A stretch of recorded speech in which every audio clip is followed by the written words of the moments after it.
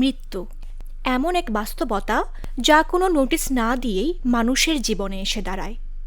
সেদিন পাশে থাকবে না পরিবার, বন্ধু কিংবা কোনো দোভাষী।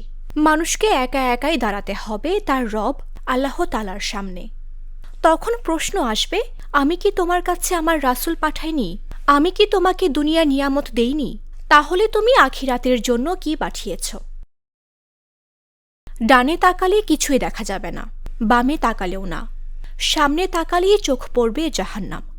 এই ভয়াবহ দৃশ্যের কথা স্মরণ করিয়ে দিয়ে মহানবী হজরত মুহাম্মদ সাল্লাল্লাহু আলাইহি ওয়াসাল্লাম এক জুমার খুতবায় মানুষকে আখিরাতের প্রস্তুতির জন্য গুরুত্বপূর্ণ দিক নির্দেশনা দিয়েছেন। রাসূলুল্লাহ সাল্লাল্লাহু আলাইহি ওয়াসাল্লাম বলেন, মৃত্যুর পর প্রত্যেক মানুষকে একাই তার রবের সামনে দাঁড়িয়ে দুনিয়ার জন্য সব কাজের হিসাব দিতে হবে। তাই সময় থাকতে আখিরাতের পাথেয় সংগ্রহ করাই হল প্রকৃত বুদ্ধিমানের কাজ। তিনি জাহান্নাম থেকে মুক্তির সবচেয়ে সহজ একটি উপায়ের কথা উল্লেখ করে বলেন, যে ব্যক্তি এক টুকরো খেজুর সদকা দিয়ে হলেও যদি নিজেকে জাহান্নামের আগুন থেকে রক্ষা করতে পারে, অর্থাৎ দানের পরিমাণ বড় হওয়ার শর্ত নয়, বরং নিয়ত ও আমলই এখানে মুখ্য।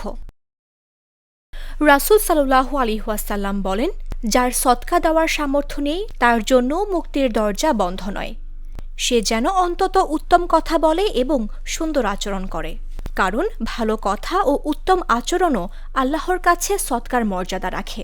এর বিনিময়ে নেকির সোয়াব 1 গুণ থেকে 10 গুণ, এমনকি 700 গুণ পর্যন্ত বাড়িয়ে দেওয়া হয়। দ্বিতীয় খুতবায় মহানবী সাল্লাল্লাহু আলাইহি ওয়াসাল্লাম মানুষকে কুরআনের প্রতি মনোযোগী হতে বলেন। তিনি উল্লেখ করেন, আল্লাহর বাণী সর্বোত্তম বাণী।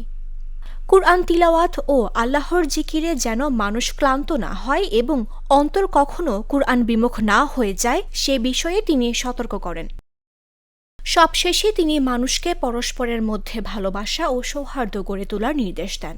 আল্লাহর সন্তুষ্টির জন্য দেওয়া একটি ক্ষুদ্র সদকা, বলা একটি ভদ্র কথা কিংবা করা একটি সুন্দর আচরণ, এসব ছোট আমলই কিয়ামতের দিন হতে পারে জাহান্নাম থেকে মুক্তির সবচেয়ে বড় কারণ। মামদুহা রাইসা, জাগো নিউজ।